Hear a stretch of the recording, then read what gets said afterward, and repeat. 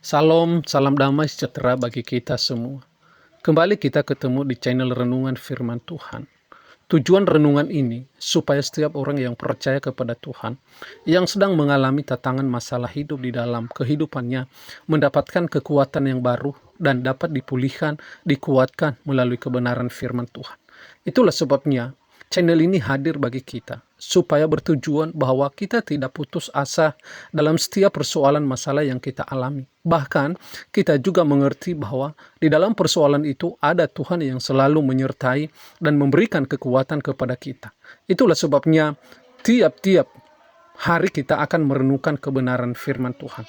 Sebelum kita merenungkan kebenaran firman Tuhan, terlebih dahulu kita berdoa di hadapan Allah.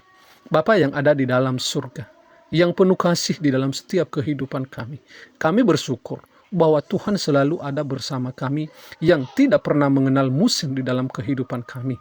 Itulah sebabnya kami sebagai anak-anak Tuhan yang tetap percaya di hadapan-Mu, kami serukan di hadapan-Mu, berikan bagi kami roh-Mu, berikan bagi kami kekuatan, sehingga semasa kami ada di dalam dunia, kami layak dikatakan bahwa anak-anak Tuhan, karena kami mampu mempertahankan iman kami di hadapan Tuhan. Terima kasih Bapa, berikan bagi kami roh-Mu, sehingga kami mengerti, memahami, dan kami tahu bahwa selalu ada Tuhan bersama-sama dengan kami. Terima kasih Bapa. Inilah doa dan permohonan kami. Dalam nama Tuhan Yesus kami berdoa. Amin.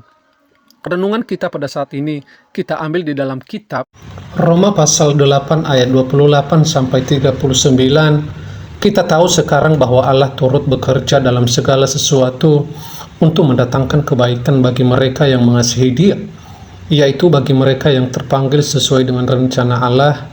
Sebab semua orang yang dipilihnya dari semula, mereka juga ditentukannya dari semula untuk menjadi serupa dengan gambaran anaknya, supaya ia anaknya itu menjadi yang sulung di antara banyak saudara.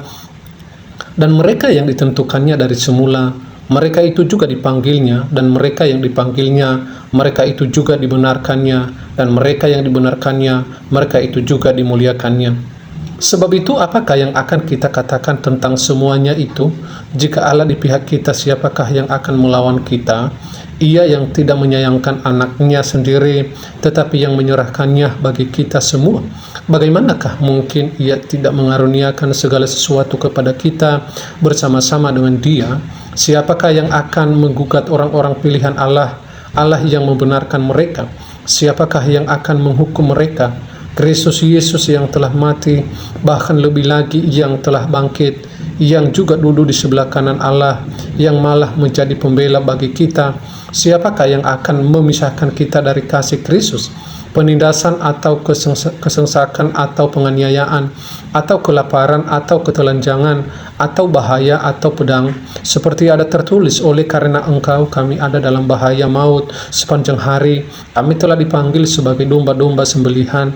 Tetapi dalam semuanya itu kita lebih daripada orang yang menang oleh Dia yang telah mengasihi kita. Sebab aku yakin bahwa baik maut maupun hidup, baik malaikat-malaikat maupun pemerintah-pemerintah, baik yang ada sekarang maupun yang akan datang, atau kuasa-kuasa baik yang di atas maupun yang di bawah, ataupun sesuatu makhluk lain, tidak akan dapat memisahkan kita dari kasih Allah yang ada dalam Kristus Yesus Tuhan kita.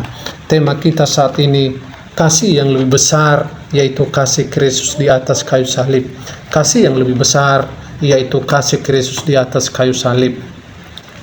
Jika ditanya tentang bagaimana Allah mengasihi Anda, apa jawaban Anda? Mungkin sebagian orang Kristen akan menghubungkan kasih Allah dengan perlindungannya, tak kala ia merasakan dirinya terlepas dari kecelakaan maut yang hampir merenggut nyawanya. Sebagaimana orang lagi menghubungkan kasih Allah dengan berkat jasmani yang diterimanya, tak kala ia terlepas dari krisis ekonomi yang menjeratnya.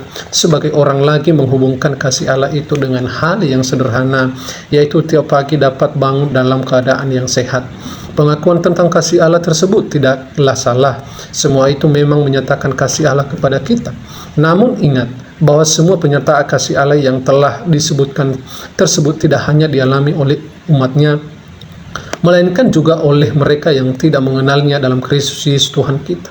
perlindungan, berkat jasmani, atau dapat bangun pagi dalam keadaan sehat. Semua hal itu diberikan Tuhan bagi ciptaannya.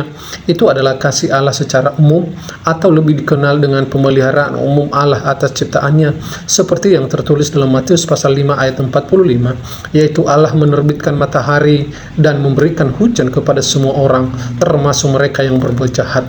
Melampaui semua itu, pernyataan kasih Allah besar, yang khusus, yang tidak ternilai, dan diberikan kepada mereka yang dikasihinya.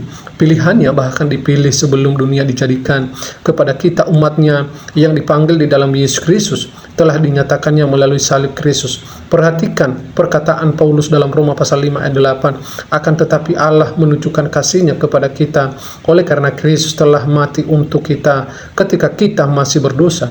Inilah pernyataan kasih Allah tersebut, dan khusus kita dicintainya pada waktu masih berdosa dengan cara Kristus mati untuk kita. Ini melampaui semua pernyataan kasih Allah secara umum. Itulah sebabnya jika kita telah menerima pernyataan kasih Allah, jangan lagi ragu akan kasih-Nya yang terbaik telah diberikan kepada kita. Bapak, Ibu, dan Saudara yang dikasihi oleh Tuhan Yesus Kristus, Allah telah menunjukkan kasih-Nya ketika Ia datang di dalam dunia, dan bukan hanya datang di dalam dunia, Ia juga rela mati di atas kayu salib, hanya satu, supaya Bapak, Ibu, dan kita semua dan seisi dunia dapat diselamatkan olehnya. Melalui bilur-bilurnya itu sampai saat ini, bagi orang yang percaya kepada Tuhan, masih berlaku bagi dirinya, dan ia meyakini bahwa sejak ia menerima kasih karunia yang diberikan oleh Allah melalui kematian itu, sejak itu dia telah mendapatkan keselamatan yang Allah berikan kepadanya. Bapak, Ibu, dan Saudara yang dikasihi oleh Tuhan Yesus, apa yang kita ragukan saat ini? Tidak ada, karena ada Tuhan Yesus. Apa yang kita takutkan? Tidak ada, karena ada Tuhan Yesus. Terlebih Tuhan Yesus telah melakukan di dalam hidup kita, dan sekarang kita percaya bahwa hanya Tuhan saja yang dapat untuk menolong dan menyertai kita.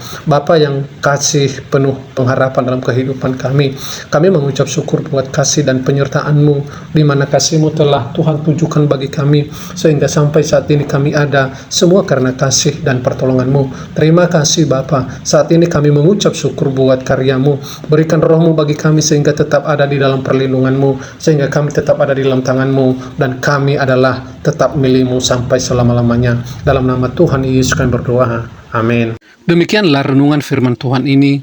Semoga Bapak Ibu dapat diberkati. Jika Bapak Ibu diberkati melalui renungan ini, silakan like, komen, dan subscribe, atau tinggalkan pesan-pesan di kolom komentar, atau juga pokok-pokok doa yang bisa kami doakan bersama-sama. Terima kasih, Tuhan Yesus memberkati.